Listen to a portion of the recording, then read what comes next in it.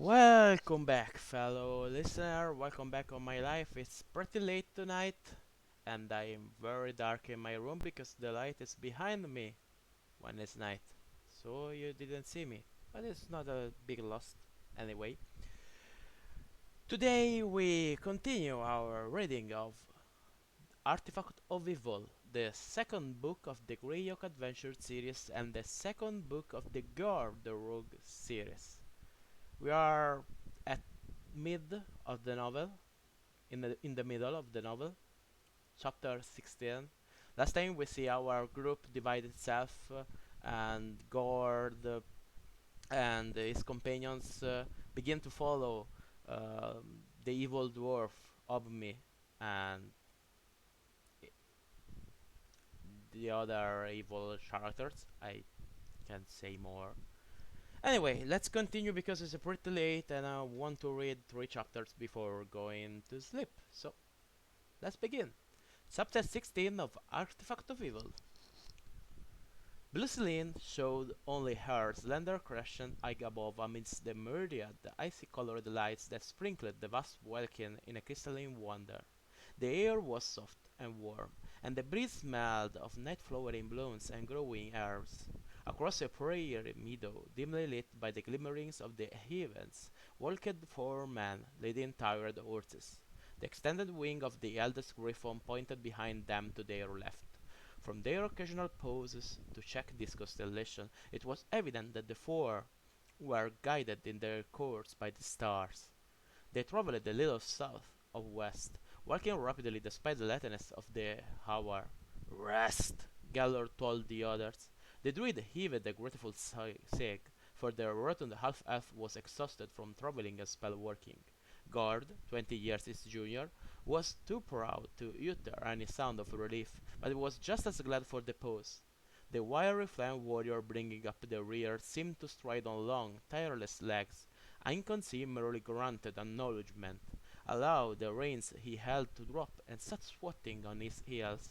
His steed began grazing with its 3 fellows, snorting in pleasure as it tore mouthfuls of the dewy grass and consumed them. "How long?" asked Gore. Geller spoke in a low voice. 15 minutes. A half hour if our perjured friend insists, but no longer, he answered. Those we seek to aid cannot be far distant. We are bound to do our utmost to find them. Whoever they are, added Greenleaf, as he stretched himself on the ground and placed his hands behind his head. At least we are not pierced by the Yet and their foul masters, Gordon noted, so there is much hope. Curly Greenleaf ramped. Not for those we seek. They have no such luxury, I fear, and if we should find them we must be prepared to face this malign enemy. Quiet, you two. Who knows what might be listening? Geller was nervous and edgy to speak thus, and the 3 with him understood and refrained from comment thereafter. Guard was dozing. A catnap where full alertness was but an eye blink away. Greenleaf hummed between meditation and snore. Iconsi had fallen into instant slumber. Only the one-eyed bar remained fully alert. His touch brought Guard to instant alertness. The young thief saw at once that Gellor had doffed his eye patch, and his enchanted ocular glittered in the place where his normal eye had once been. Look there to the west, just above the horizon, he urged in a whisper. What do you see? Let me hold my sword, God answered quietly, reaching for the doomed weapon. Geller's hand gripped his own. No, just use your unaided vision, just as you did when you saw into the gloom yesterday. Tell me if you notice anything. God moved uneasily and peered into the sky, scanning the area indicated by his friend. After a moment he said, I see nothing. Wait! There are bats, scores of giant bats. They are flying northward in a stream. As he spoke, his whisper rose to a louder tone as excitement overcame the young thief. More? Prompted the bard. Greenleaf was awake and listening now, as was the flam fighter. Yes, there is something huge and terrible toward which they fly, but I can't look at it. It is like coal searing my eyes. God gasped. You must look. Tell us what it does, this monstrous abomination. And as Gellert said that he placed his palms reassuringly upon Guard's shoulders. Guard forced his eyes to the spot again. It is a winged behemoth of Hades, shocked the young adventurers. Upon its back is one whose name must not be spoken, the master of the hierarchs. The winged horror is horrible, and its rider is worse. As I feared, Gellert said to his friend, yet even my enchanted orb revealed but little of this to me.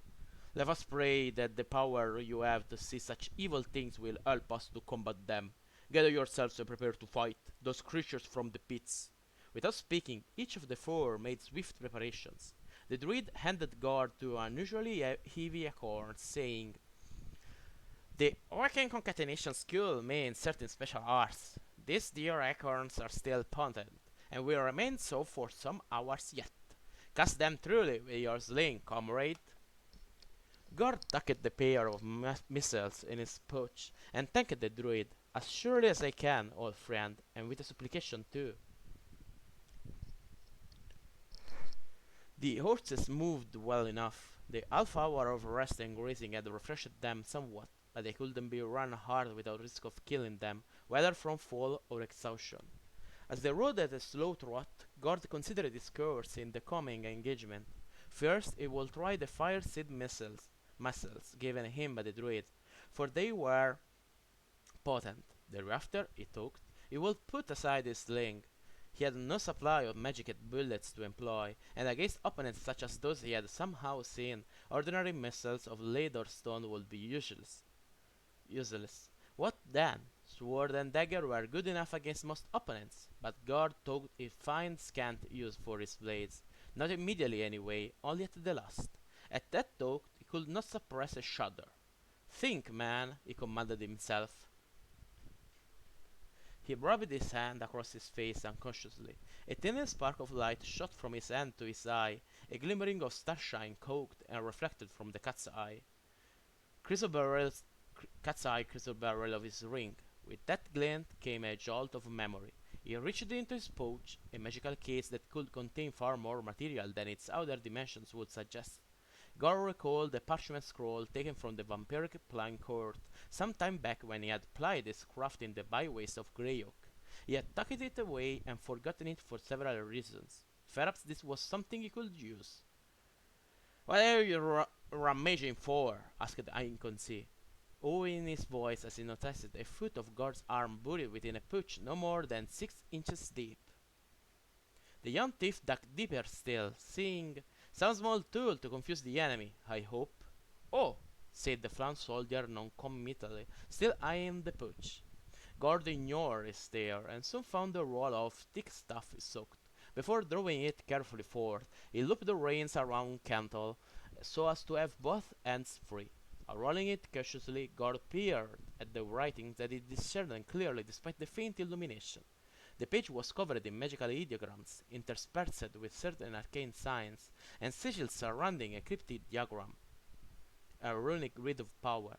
Gord breathed a great sigh of relief, for the thing contained neither trap nor curse. It was a recondite writing of red power. After passing over the page for several minutes, the young adventurer looked up with his face wreathed in a smile. This scroll I hold is a work of marvelous fortuity, he cried to his comrades. This holds the key to deal with that unnameable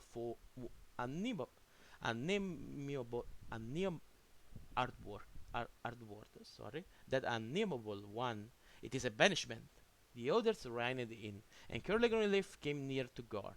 I am not your mere crafter, but I will examine the parchment, if I may, Gord.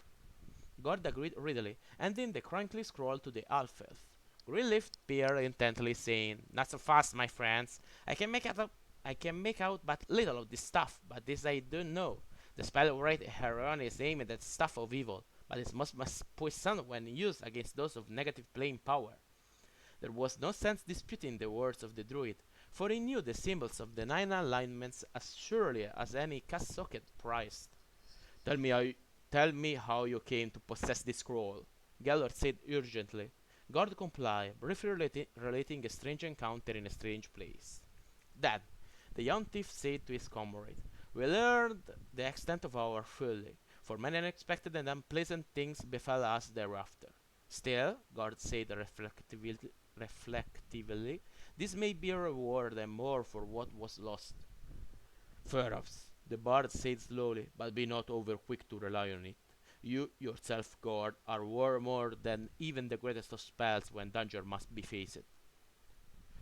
The one we must oppose is a malign and powerful being, but it is not so all powerful as you might attribute. Avowed the druid a little peevishly. What is our situation now, damn it? Growled the Inconsi. Are we stopping or riding? Talking? What? Gar grinned at the Dark Warrior, for his point was well taken. We are riding, I can see, said the bard, but we are better prepared now than before. Not a moment too soon, either, Greenleaf interjected. Look! Ahead, and just a little to the right, a strange, shimmering plane suddenly lit up the sky. A dark, bulky form struck the plane of luminousness, and a soul-wrenching shriek followed. As the deep bellow reverberated, the plane of light fell away in coruscating shards that dimmed and went out before they touched the ground. Even as this occurred, a second and then a third of the planes appeared before the great blob of utter darkness. It is the great Demonkin and its master, cried Gord as he kicked his horse into a run. They have come for the souls of those in the grove ahead. The other three quickly followed, and in a minute all were streaming toward the stand of trees a few hundred yards distant. They were almost to the copse when the last of the planes of phosphorescent force broke, and a wave of terror struck them as a mighty breaker washes the shore. Gord vaulted out of his saddle. The near palpable fear that swirled around him had no effect upon his mind, but his horse was terrified and uncontrollable. Rather than try to fight the creature's panic and waste valuable seconds, the young thief abandoned the beast to its fate. He hit the ground running, and in a dozen strides reached the grove. The druid used his power to soothe and quiet his steed, and Galar, likewise skilled in the arts of nature, used a similar power to do the same for his horse. Both adventurers were as heedless as Gord was of the mindless panic radiating from the horror from the depths of Hades. The projected terror simply had no effect upon either Greenleaf or the bard, but not so I can see. First there was a moment of frozen struggle during which the flying warrior looked his mind upon his mission and denied all fear. His courser was rigid beneath him, unconscious legs holding its barrel in a vice-like grip. Then the horse screamed, reared, and came down wide, its legs madly pumping. Perhaps it was his effort to keep his seat and control the animal, perhaps not. Whatever the cause, Ainconsi was suddenly as crazed with panic as the horse that bore him. Man and animal, both crazed and screaming, went into the night. Just as he was about to plunge in among the trees, Gord heard voices. The steeds of 4 riders were moving away from the copse, the horses running in reckless abandon, but under control of those who rode them. Gord shouted a curse of frustration and ran southwest after the horsemen. A groaning of awful aspect nearly deafened him, and he was almost knocked off his feet as the wind from the monstrous flying demon buffeted the ground beneath. He smelled a terrible stench, felt an itch in every nerve in his body, and then the utter blackness was gone from above Gord's head. Despite himself, the young adventurer looked up and saw the true forms of steed and master. Retching a spitting bile, Gord stumbled on. He could see the distant figures of dismounted men. One must be a gnome or halfling from its size, he knew, preparing to make a stand against the horror approaching them. Hooves pounded behind him. "No, Gord!" shouted Galar as he and Greenleaf stopped their horses. "If you have ever rid quickly and true, do so now. The scroll! Use it!" "I know not the names of demon or rider," Gord shouted in reply as he read the parchment. "The master of the thing is Nerul himself." Sorry, wrong voice. "The master of the thing is Nerul himself." Whoa! It's a pretty revelation. Galar said as he dismounted, "and the demon is called Putrip Talk, true name or not. Call upon any names your heart knows are inimical to those of evil," Cargill Leaf added desperately, as he himself prepared to unleash his own spell powers. "Neither of us can aid you now," he said, and the druid turned to face the lightless mass that besmirched the ground but 100 paces distant. As his comrades began to work what spells they could to bring woe to such fell adversaries, Gord could not refrain from glancing quickly at the scene before him. His extraordinary new vision enabled him to see clearly. but he focused on the four men being held at bay, not upon the nauseating pair who attacked them. One of those he saw was a giant of a man hefting a huge axe. Gord nearly started, and dropped the precious scroll. That was Chart! His mind screamed at him to run to stand and die fighting at his friend's side, but reason held Gord in check. Rays and balls of unnameable colors were playing upon the ghastly figure and its murderous mount, as quarrels and slaying bullets flew at them. God heard the one called the Reaper give vent to peals of sepulchral laughter at these efforts, and the evil rider spoke in a hellish voice. "Now I claim you all for my flock, Naglings." Nerul boomed as he flew from the huge winged demon thing. "Your soul and the second key shall be my gifts to he who will awaken." This God heard, but he was unmindful of the meaning. Neither did he think of the beast or of Nerul's shite.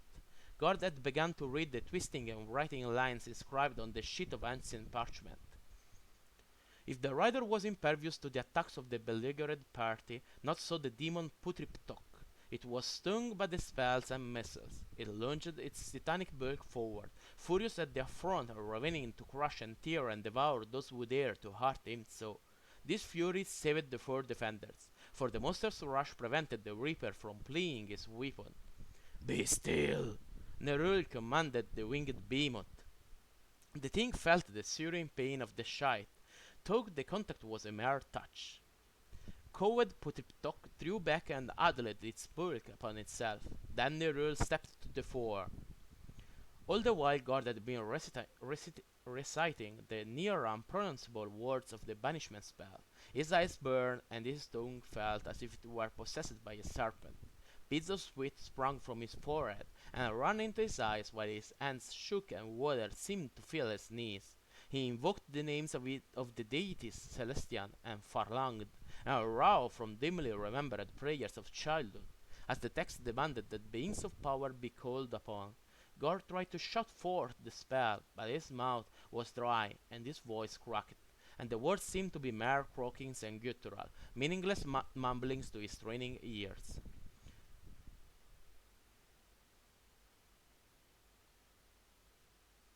"This takes an eternity. You are too late," one part of the young thief's mind babbled.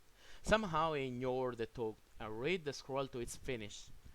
The conclusion nearly gagged him. His throat was so raw, and the words brought agony to Gord's whole being.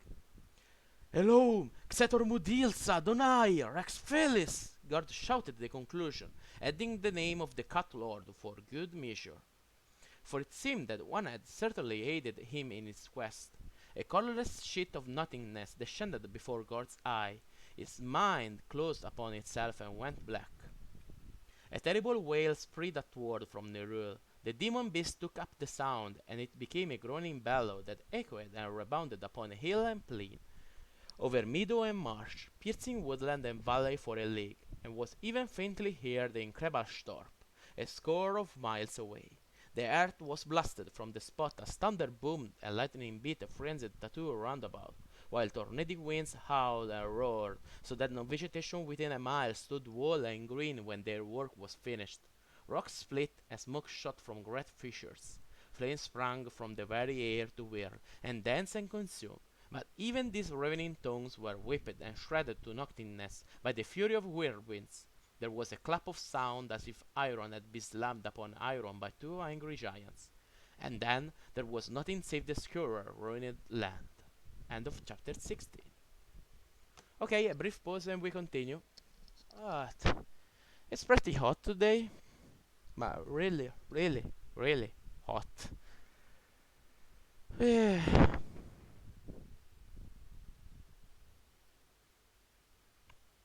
I'm very thirsty.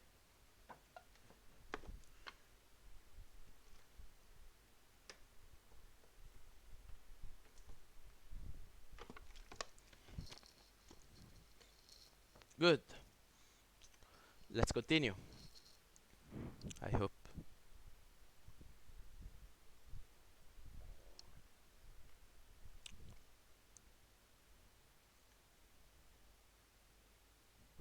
Okay, good.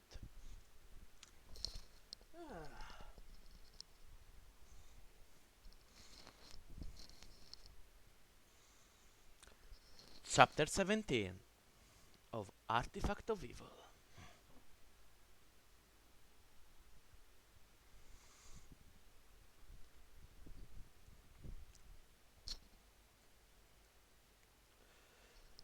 The Lord of Pain danced in glee through the great halls of his palace in Doraha.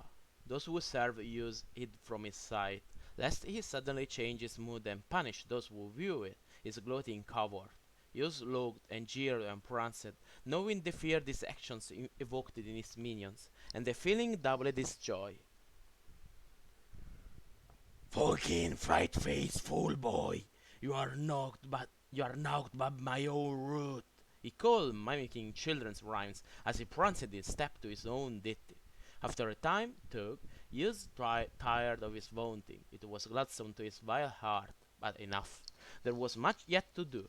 Hughes sent forth a toast. Attend me instantly.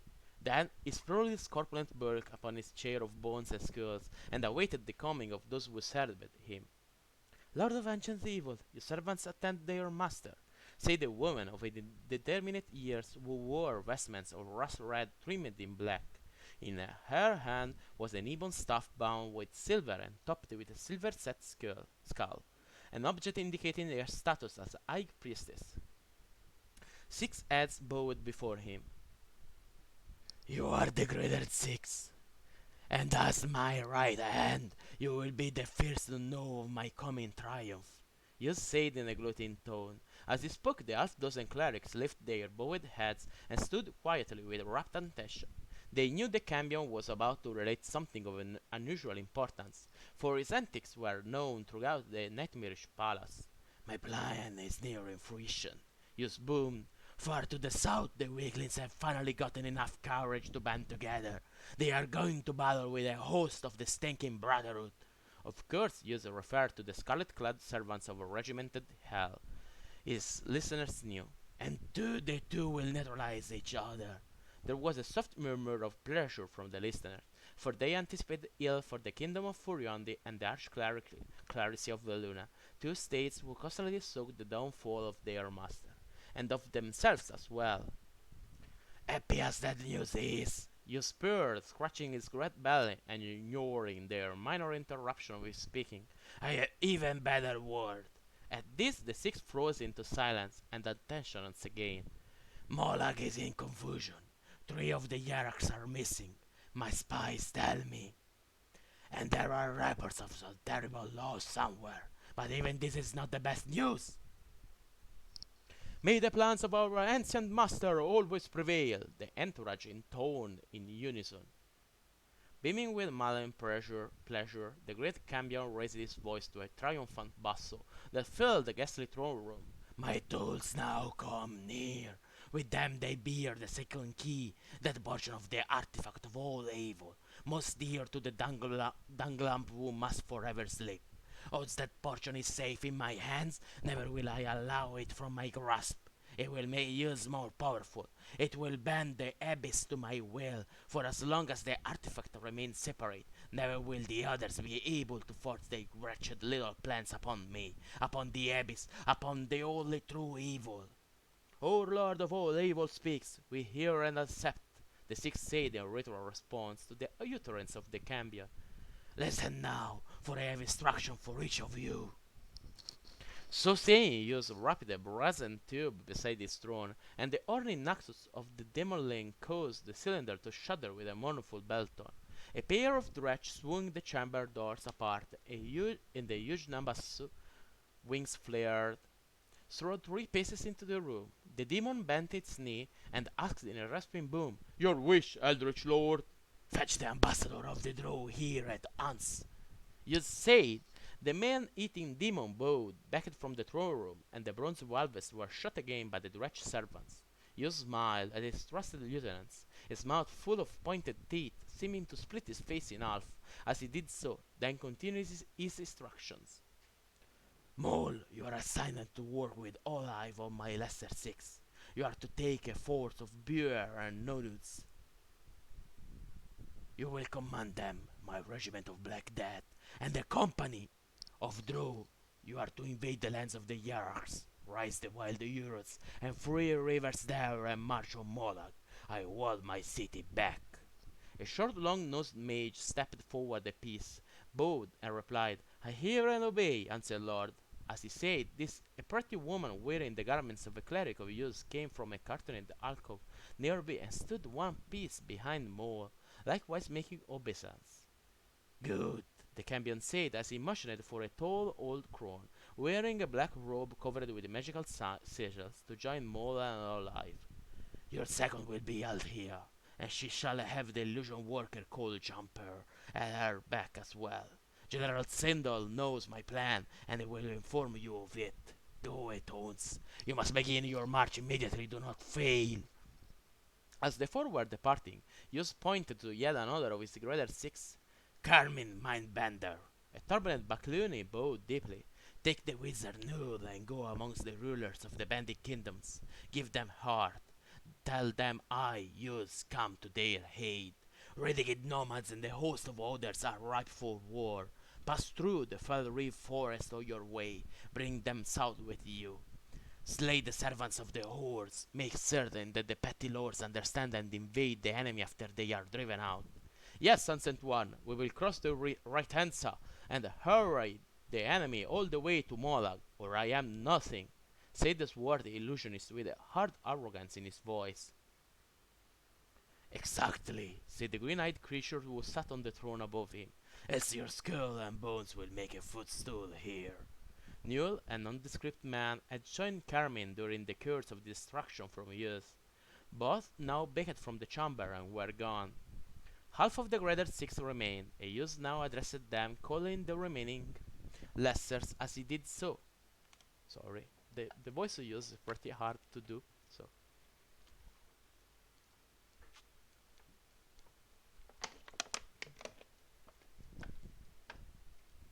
Alga, my grand priestess, and vain too for your magic. You two shall remain here for staff duty. Radish be sting, a fine pair to venture into the upper reaches of the Vesve.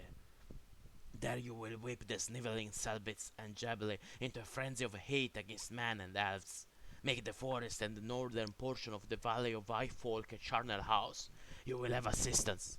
As you command, Eldritch Lord, the two intoned in reply, then departed. Ormud's Archmage, with Patch, my High Priest. You will go to the southern portion of the Vesve, and likewise inside the bands there to murder and pillage. You will have companies of my woods runners and eager guards.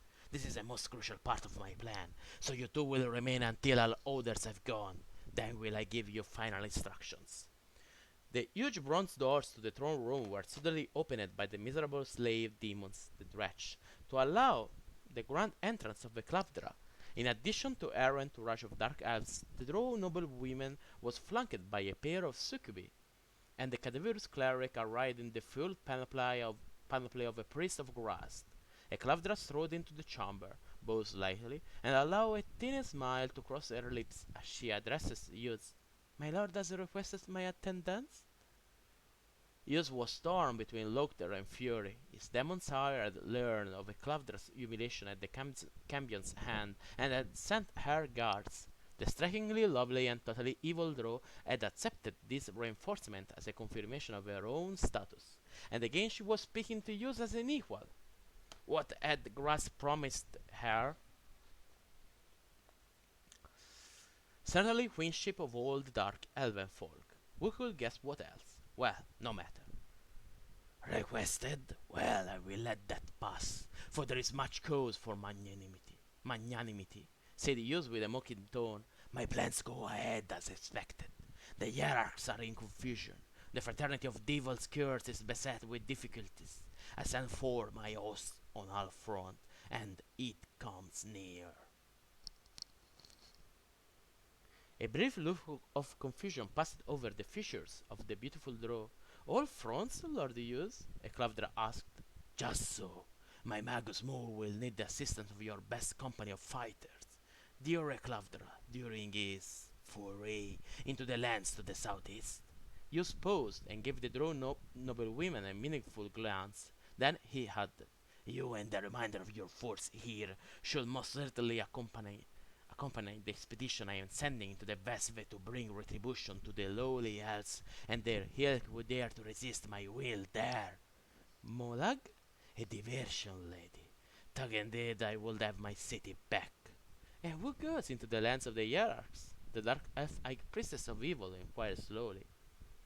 You seem slightly confused and surprised by the question. No fear as to that. Fully half of my chosen ones will bring woe to those faceless wearers of cuckoldry, four of the best to confront the hierarchs directly, and appear to raise allies amongst the free lords of the East. So, murmured the drowned noblewoman, that explains the great disturbance to the south. At the very gate into the realm of the hierarchs, I am told. What? The Cambion demanded. What's that you say? A Clavdra went on blithely, and the Reaper himself was thought to have had something to do with the flux and disruption of forces arcane. She trailed off pondering, hardly glancing at the stony-faced demi-demon sitting enthroned before her. Suddenly Clavdra's beautiful face worked with fury. You fool! She bit the word off when she saw the burning and sickly fire within Yud's eyes, contained her anger, and smoothed her countenance and her words. Fortunately, seek to take advantage of the hierarch's weakness now, of course. So instead of going westward into the depths of West Vestimber, I will send all of my minions, your servants, Lord Yuz, eastward with the army attacking Moloch, snarling Yuz's spot. I command otherwise.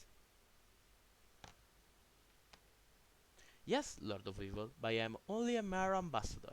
I must do as my master's grades commands. Even before I obey you, it is your father's wish that the Drow force be sent to the area of greatest threat, shall we say?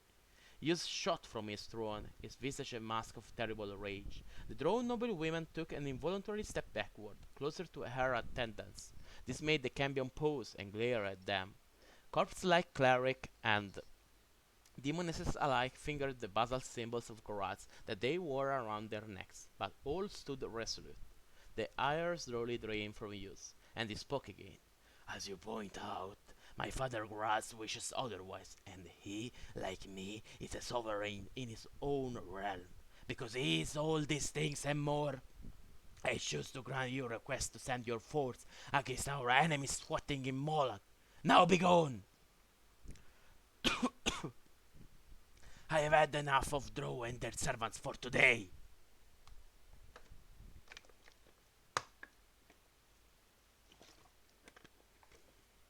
The chamber was absolutely silent as the Clavdra and their train departed. As the bronze doors boomed shut behind them, you survey his minions without expression. Each betrayed an emotion: outrage, shock, anger, unbelief. Ah! The Cambion thought to himself with pleasure. All save Alga suspect nothing. Yus waved a huge, taloned hand toward his servants and addressed them. Come close and gain wisdom. As they advanced toward him, he continued. Am I not Yus, Lord of ancient and eldritch evil? Will you serve a lesser being? Why then do you doubt me now? But we must take precautions, for this palace is as rife with traitors and spies as the Vesve. None do I trust save you, and you but little. Now cast your words and meshes to prevent all from learning what you are about to have revealed. There was a flurry of activity as the greater and lesser members of Yus chosen did as commanded. All is here, Lord, said Halga after a time. Yus nodded and spoke in a conspiratorial tone. I am much pleased with my faithful servants, you especially, and one who is coming to join you. All my enemies have proved themselves to be fools and dupes. Mark you, all, the lick-spittle slaves of the self-righteous do-gooders brawl with the lock-stepping prancers of their devil's dung. Their champions chase after decoys. Hierarchs invoke their vaunted master, and that one plays the prince of fools. At this revelation, Alga dared to ask, Lord O'Pain, will you elect them as further? Yus was feeling magnanimous. Yes, my little ones, I shall. Ormuz, you are a good left hand to me, and Patch, the thumb of it. You must reach most carefully into the Vespe, and withdraw a dwarf and woody beards. You mean? Said the cleric, patchy no. Yes, Lear used horribly. And wise you were not to speak of it. The dwarf is called Obd and old and well-used servant of mine. Cherish him, but cherish him. But if a choice must be made, bring what he bears and leave him to his own recourse. Ormuz and Patch, in this you cannot fail. The pair bowed in acknowledgment of their charge. Splendid! Now, Alka, you are my right hand and vein its thumb, as it were. I must coordinate a great effort now. You are the one who will assist me in the first step toward rulership of Oerth, and more, too, when the time is ripe. None must be certain of my plans and motives. While I send my forces to Westven, the heathen realm of Eichfolk, Will I send my forces to Westven, the heathen realm of Eichfolk? We know that will be, but it's a sideshow. Molag and the hierarchs, of course, but as dear as is my desire to bring this ship to skewering, it too is a distraction. The bandit kingdoms, again, certainly. They are but petty allies, good for any time I choose. But let the shield lords and Furiondi think otherwise. A Cloudrider draws, she will aid in the subterfuge, all the better unknowing. Better still, she will help to hoodwink the one who proudly names me son. Draw companies will bedevil the marches to the far west, and Veluna will turn that way in fear and consternation, torn between the orders of the Scarlet Brotherhood in the Crown Hills and the threat of what might transpire in Bissell. Long is my memory, all pervading my tentacles of action. And there is yet more. My dearest mother has duped those red rapid bundles of filth. Their war is only a distraction for her. I am well informed that she has come upon the prison of Queen Zuchtmoy, and in a short time my Lady of Finji will join us here in Doraka. With Eichvelv she shall share my coming triumph. He paused to allow admiring looks and murmured praise to wash over his obscene bulk. Our Lord of Evil is all victorious, offered one underling. We acknowledge the ever-burning evil which now lights the empire of use, said another. It went on like this for some minutes. Then the champion made a small gesture, and there was silence again. And now, my vassals, the best of all, Yus said softly with a leering smile. The hierarchs so misread what I was doing that their number broke the third head of death, their miserable master, to foil me. The Reaper reaped naught but something unsatisfactory, for he and the hierarchs who busted this bonny bum at every step are gone, vanished from the skin of Oerth. With them went an army of the hierarchs' finest soldiers and bestial servants, a host of great strength. Where? Well might you wonder. They are all slain, these lesser ones. They fertilize the good weeds and feed the distended bellies of the scavengers for 100 miles. There is no power of good, not one, nor any being of any menace to us there. You'd say reassuringly as he saw the concerned expressions on the face of his loyal henchman. Of that I am most certain, so let your minds be at rest. He said this without allowing any hint of his lack of other knowledge to color his reassurance. Hughes was annoyed at being unable to determine exactly what had happened, but the opportunity was there nonetheless, and he had seized it with an iron grip. The Hornet Society is sorely wounded, and we shall deliver the coup de grace to them as by stroke of our grander scheme. No interference from Hades will be forthcoming. The four departed thereafter, and Hughes sat in his chair envisioning his empire to come. End of chapter 17.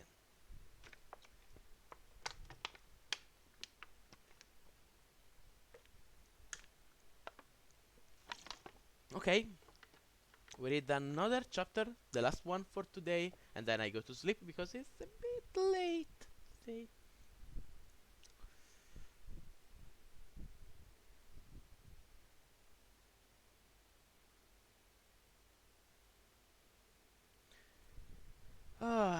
Take some fresh air from my... Oh god. It's pretty hot this night. Okay, good.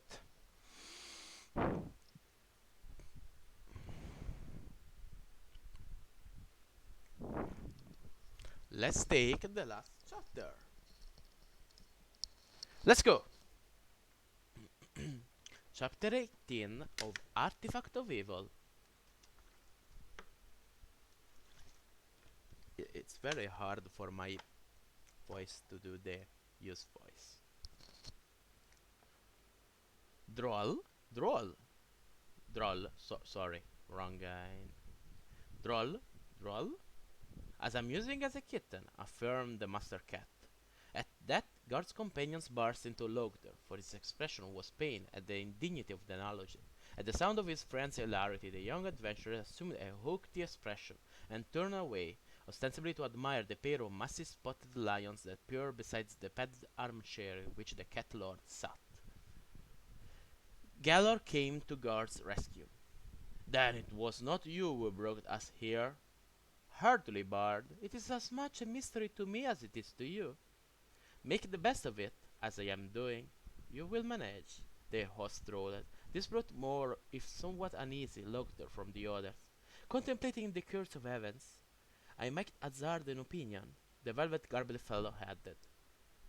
"We will be grateful for your counsel, sir," Gellert said in a way which indicated that the master was not being asked to instruct pupil.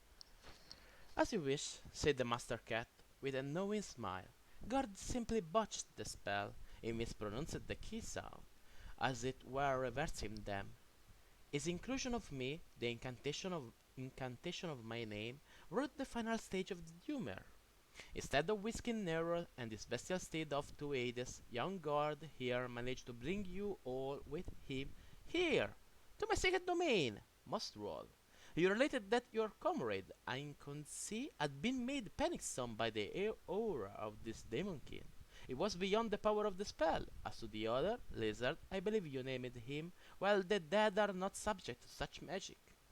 Guard flushed in embarrassment. I mean to call certain powers to our aid. How could I manage to get it so wrong? Better you here than me there, their host said fervently. I have no desire to stand face to face with the Reaper, at least not without great preparation and strong allies. How you manage to bring all here is a conundrum, for this place is hid betwixt and between the ethereal, astral, and prime material planes. There is that of the cat in you for certain, Guard. Do not, I pray, become apprentice to a spellbender, though, else who knows what havoc you will break with their recondite arts. As the group relaxed in chuckling and banter, the master cat looked at them with a not unfriendly gaze. Furred humanoids with feline features and tails appeared. They served the adventurers fermented mare's milk and an assortment of snacks, slivers of fowl, balls of ground raw meat, pickled fish, smoked shellfish. The adventurers ate the food and drank the kumis with obvious pleasure. The Catlord arose, but insisted that they continue their meal. "There are matters I must attend to, but I request that you remain and enjoy yourselves as my guests. Such stuff as bread, vegetables, and fruits will come later. It is provender of the sort unusual to this place. When you have had your fill, simply sound this silver bell here. My servants will come and see to your needs.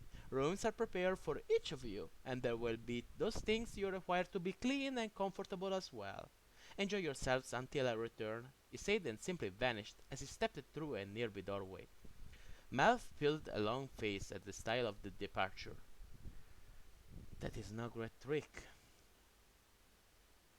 "True, master," said the halfling Biff, "for I have seen you do it thanks to that—" "Enough!" commanded the elven adventurer crossly. "You will bore these good folk with your silly banter." Gordon shot at them breathed earthily, pounding each other on the back and giving vent to cries of joy and welcome. When they found themselves together in their initial place of entry, a park and garden surrounded by a circular building of stone and logs and other stuff that seemed to spring from the earth and blend into the greenery that in turn surrounded and sheltered it. They had fallen from a grey limbo, a gut-wrenching nothingness that made their teeth ache and their nerves tingle, into an idyllic verdure before the feet of a huge statue of a saber-toothed tiger hewn from oak-toned feldspar. As if in an answer to Gord's wild thoughts of reassuring surroundings, the homely face of the gangling barbarian popped into view. The tangle of curly brown hair and the winsome grin could belong to only one individual in all the multiverse. "Shirt!" exclaimed Gord. What on earth? Then the salutations and introductions had begun, only to be rudely interrupted by the appearance of a half score of snarly-visaged jaguars, as these felines were called, the later learned, that surrounded them and kept them on edge until the sudden appearance of their master, the Catlord. Gord, previously acquainted with this august personage, was immediately recognized by this worthy, and the master called off the huge cats. Gord, with the help of the others, explained the circumstances surrounding their sudden intrusion into the sanctum sanctorum of their startled host. At this same time, Melf, a wizard and fighter of no small skill, and his lieutenant Biff, a clever little elfin skilled in swordsmanship as well as thievery, made the acquaintance of Gallor, Curly Greenleaf, and the redoubtable guard of Greyhawk, a person oft mentioned by Shert during his sojourn with Melf and Biff. Shert, already an old acquaintance of both Bard and Druid, needed no introduction. In fact, both Gellor and the half-elfen Druid Ranger had been regaled with many accounts of the adventures of Gord and his hulking companion, so both were well aware of the camaraderie that existed between the two young adventurers. Lizard is not here, Melf said in consternation. I saw him fall, gashed terribly by the monster who served the Reaper, the halfling had volunteered in reply. What of I can see? God had said, looking inquiringly from the one-eyed bard to the rotund druid. Fled in a spell-induced panic, recalled the bold half-elf, shaking his head sadly, when last I saw him. 6 of us, then, said Shert slowly. 3 of us, and 3 of you, Gord, explained, meaning that his friend's group equaled theirs. This amounts to a most unwholesome number. Still, I think it bodes well, not ill, for us all. Then had the master cat brought them into this abode and seen to their needs. Now they were well fed, tired, and had naught but comfort and a good night's rest before them. Without further ado, the half-dozen newly met adventurers went to their own chambers to sleep the sleep of the justly fatigued. Sometime later, hours, days, the time was uncertain here, Gord awakened, completely refreshed and feeling ready for anything. A feline person of undeterminate gender was standing beside the soft couch upon which he had slept for how long? Who could tell in such a timeless place as this? Greetings, man called Guard, the cat creature said, showing a mouthful of sharp fangs as it smiled. There is a pool which airless ones such as you and your friends will enjoy bathing in. Thereafter, a repast awaits you in the court of dappled sunlight and pleasant stretching. Please follow me and I will show you the way. Gord complied happily, not even bothering to slip on the loose linen garment tossed across the foot of his downy bed. There was obviously no need, for the temperature was mild, and he was content to go as nature made him. Arriving at the deep pool, he found everyone but Curly and the mage Melf there before him. Shert was frolicking at a game of tag with the tiny halfling, while Gellor and the striking woman with tawny hair lay basking, totally nude in the warm sunlight. Gord was suddenly self-conscious and leaped into the waters to hide his nakedness. Both the bird and the woman looked at his discomfort, and eventually came out the pool. No need for such concern, the lovely female said to him in a wonderfully throaty voice. Save for you and your friends here, we are all cats of one sort or another. None of us cares a whisker for the conventions you humans choose to affect. This is most amazing to me, my lady, the young thief replied, truly surprised. Surely you are no feline at all. For unless my eyes deceive me, you are one of the most lovely women I have ever had the pleasure of seeing. The amber-haired woman looked at this. Thank you, ma'am, for your sincere praise. Be aware, however, that I am called Theorip, and I am what your sort call a tiger-ware. Rather than drawing back in fear and revulsions, Gord looked in return. This amply shows, fair Feline, how ignorant I am. I crave your pardon.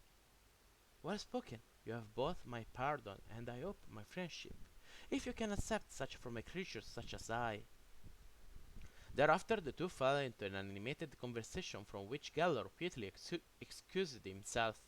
The arrival of Greenleaf and Melf, chatting contentedly as if they were long-lost kinsmen, signaled an end to their relaxed sunning. After a brief wetting, both called for a conclave over a repast, so the whole party trooped off to the appointed area for their meal, the court of dappled sunlight and pleasant stretching. They were attended by the humanoid catfolk, but were otherwise alone. Tirrip had left to join others of her kind somewhere else, whether in the great circular mansion or the countryside beyond, Gord was uncertain. After they had broken their fast, Greenleaf spoke to the others. Melf and I have been in conversation regarding the whole matter of our mission, and his own quest as well. The druid looked at Melf, and the fighter mage nodded his head for the half-elfen druid to continue. To be brief, he and I both have urgent need to be elsewhere. At the risk of offending our host, I wish to take advantage of Melf's kind offer to transport me with him when he departs. Melf cleared his throat, and when everyone looked this way, the grey elf smiled and said, I will refrain from departing, of course, if you feel that it will jeopardize those who remain here. There is the matter of the item we all seek, however. Gord, what is your opinion? Gord shrugged. My acquaintance with our host is just that, and I cannot hazard a guess. Still, our purpose seems unchanged, and duty demands that we continue with our mission as quickly as possible. I, for one, have no objection to the three of you leaving. I will take my chances. My chances. I'm not afraid of the consequences, shouted Boone. Go on! It will be just you two, and Lord Gallor will stay behind. The warrior wizard said, Biff is going with us, for he must oversee my affairs in my absence, and attend to his own further training as well. Greenleaf nodded, adding, As Melf must report to his liege, more than Canaan, I too must inform superiors of events. It goes against my grain to leave you, but I must do so now.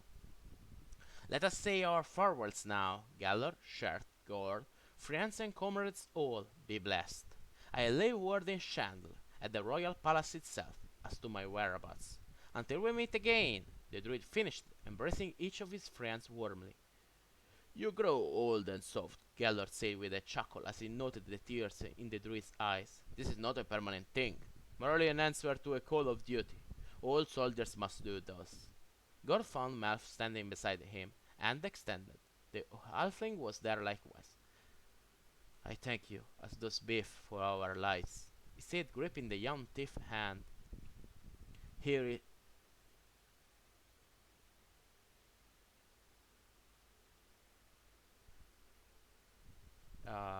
I lost point.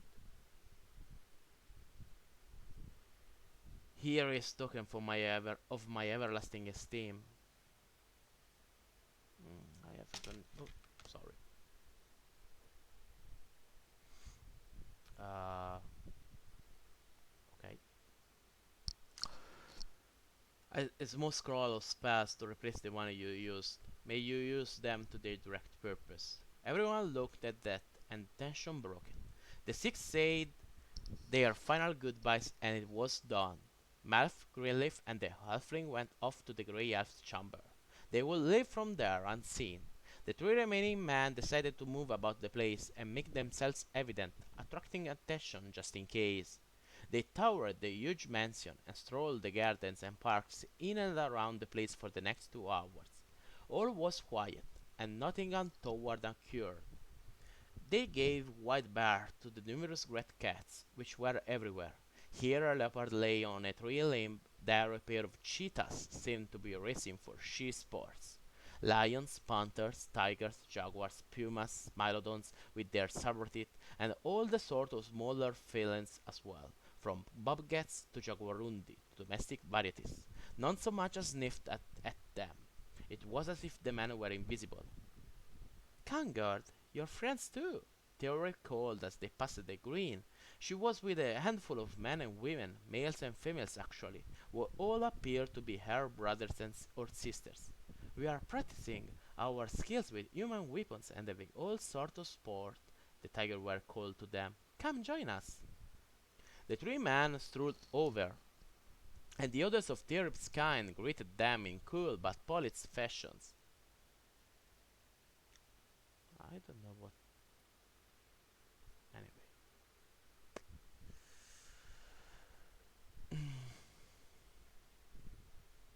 There were two males and four others females, all clad, as Tirip was, in belted tunics of thick cotton. After introductions, the others returned to their contests, fencing, wrestling, jumping, and whatever else seemed to please them. One large male had defeated all his fellows at wrestling. Shad could not resist. I will try my skill against you, he said, stepping into the area of flattened grass, and removing his jacket and blouse as he did so. The tiger war male was nearly as tall as the giant barbarian, and his whole body was a mass of corded rippling muscles. Ha! The fellow looked, dropping into a crouch. This will be a good lesson for you, he added, and then he sprang. All the rest watched with fascination. Fast as the tiger in man form was, Shirt was ready. The huge hillman caught the tiger were in a hold, heaved, and the surprised creature sailed through the air. Shirt spun to observe his opponent's fall, but there was no thud and whoosh of breath from the force of the throw. The fellow landed on his feet, snarling. Come on, rogue, show him, shouted one of the females in totally human fashion. The tiger bear needed no encouragement, however, for he was now circling and ready to spring again. The contest went on for some time without either combatant able to gain an advantage. Both Shard and Rogue seemed to grow more angry and determined to break the impasse.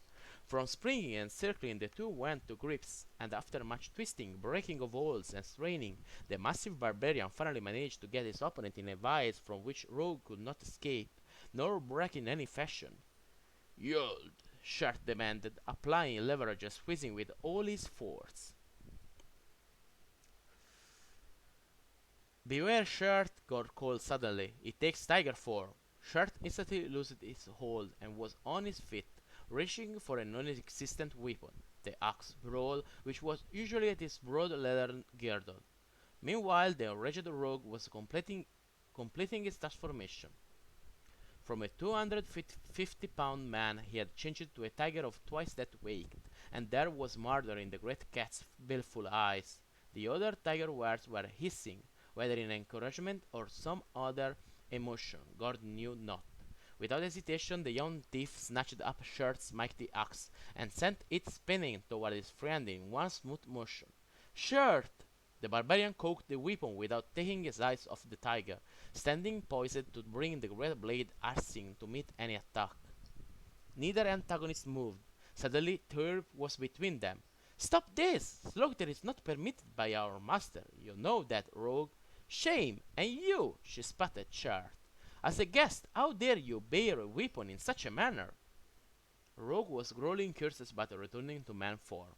The barbarian was sheepishly lowering his weapon. Stupid cubs, little boys, that's what you are, the angry female said, looking disdainfully from one to the other. You, rogue, were arrogant and couldn't accept an honest defeat at the hands of a mere human, so you resorted to foul play. Rogue, now again appearing as a man, flushed and looked away, but there was no escape, for the others were still hissing at him, and the sound was clearly one of disapproval. Rogue slunk out of the ring. Terror turned to Shirt again. Will you kill another over a wrestling match? All were on your side, and simply stepping back would have sufficed to end the confrontation. No, you had to show your manliness and bravery, didn't you? Well, think on the result that you used the weapon, and be glad I stopped your stupidity. I have connection issues. I don't know why.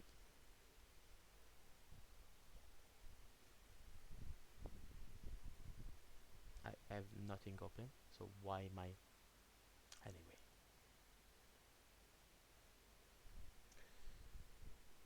Okay, good. Let's continue and end. Almost end. Now it was Shirt's turn to look elsewhere. He shuffled from the beaten circle and tossed the brawl casually to rest on the grass again, pretending nothing had happened. You too!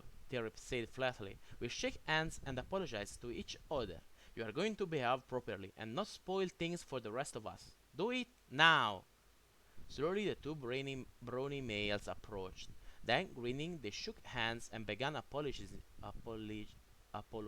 to each other, sharing the comradeship of males who had been scolded and bullied by a female, a feeling that cut across pieces to unite them, and the group relaxed and returned to easy mingling. In fact, the whole affair brought them together in better understanding, and soon the three humans and seven tiger wares were engaged in all manner of tests to see who could out-excel the other.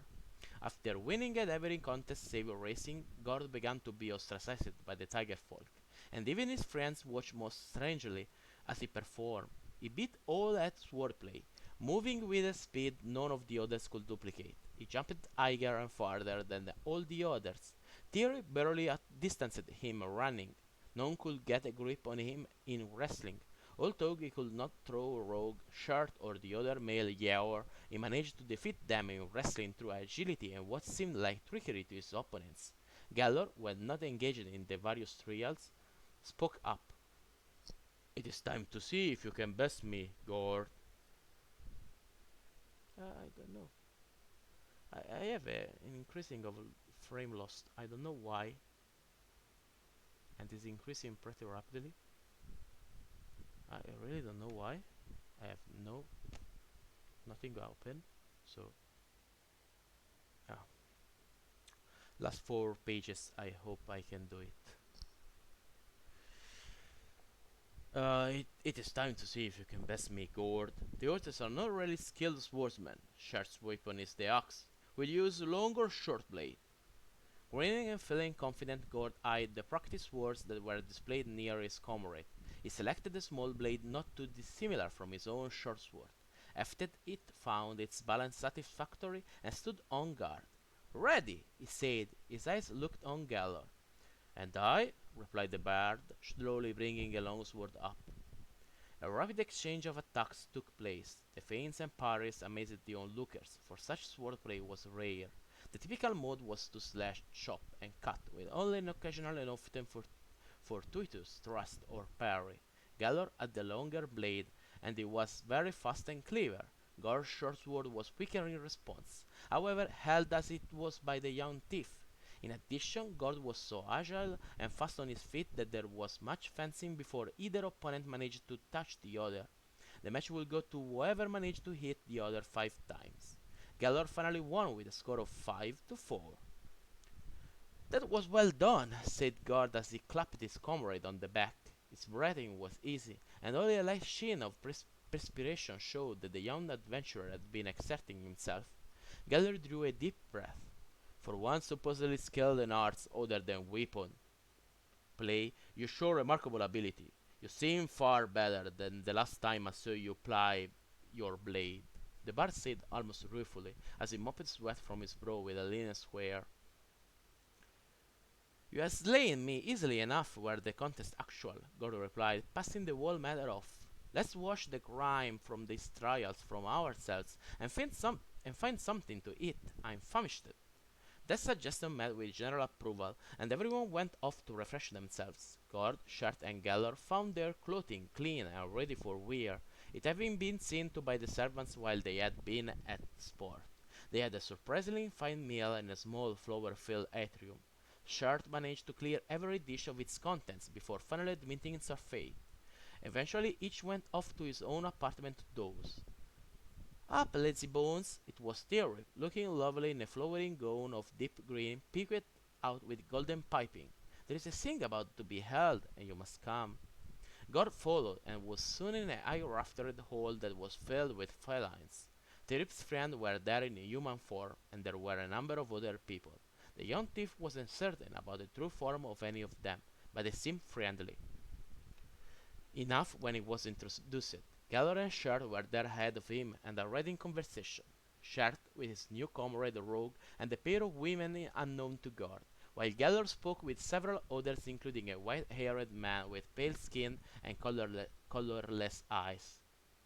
Lord Lowen the Seneschal, Lowen this is Master Gord. They concluded the introduction.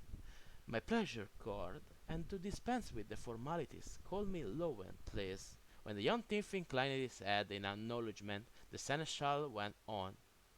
Your associate here, Catlord, has told me a little of your adventures and how you came here, and I am eager to hear more. Our liege was in too big a hurry to be elsewhere, to give me much information about the unexpected arrival of guests such as yourselves.